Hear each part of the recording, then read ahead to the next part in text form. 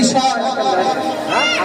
ভগবান শ্রীকৃষ্ণের অপরাহ্নকালীন লীলা উত্তর গোষ্ঠ লীলা। উত্তর গোষ্ঠ মানে এই যে ডক্টর সুবল মিত্রের বাংলা অভিধানে বললেন একটা উত্তরের তিনটা শব্দের অর্থ খুঁজে পাওয়া যায়।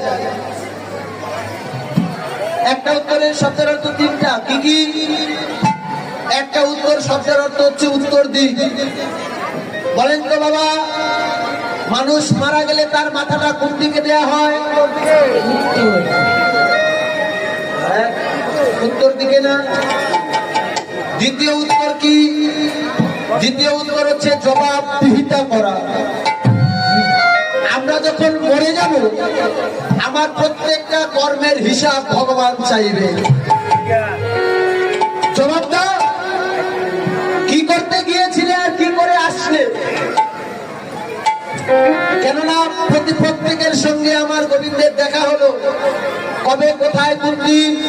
সপ্তম মাসে মাতৃগর্ভে যেদিন ছিলাম, ওই সপ্তম মাসে ঊর্ধ্বপদে হেতুমুন্ডে ছিলাম, সেদিন ভগবানকে ডেকে বলেছিলাম, প্রভু কৃপা করে দেখা দাও। ভগবান আসলো, বললাম ভগবান আমাকে প্রকাশ করো, আমি জগতে যেতে চাই। ভগবান বলল, জগতে গিয়ে কি করবি? সেদিন বলেছি যে প্রভু আমি কথা দিলাম এই জগৎ সংসারে গিয়ে তুমি যেই নয়ন দুটা দিয়েছ, এই নয়নে আমি দিন-রাত 24টা ঘন্টা শুধু ইউটিউব দেখবো আর ফেসবুক চালাবো। এই কথা দিয়ে এসেছিলাম, তাই না?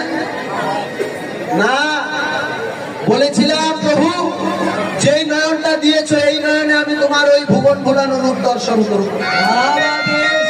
কি সুন্দর কথা দিয়ে এসেছি দেখবে।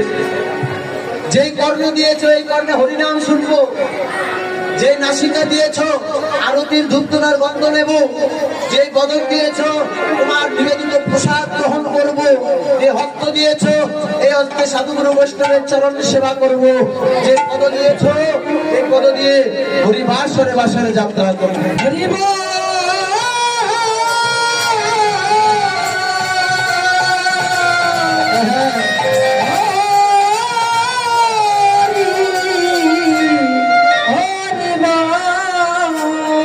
কথা দিয়ে এলাম, মনে আছে ওই কথা?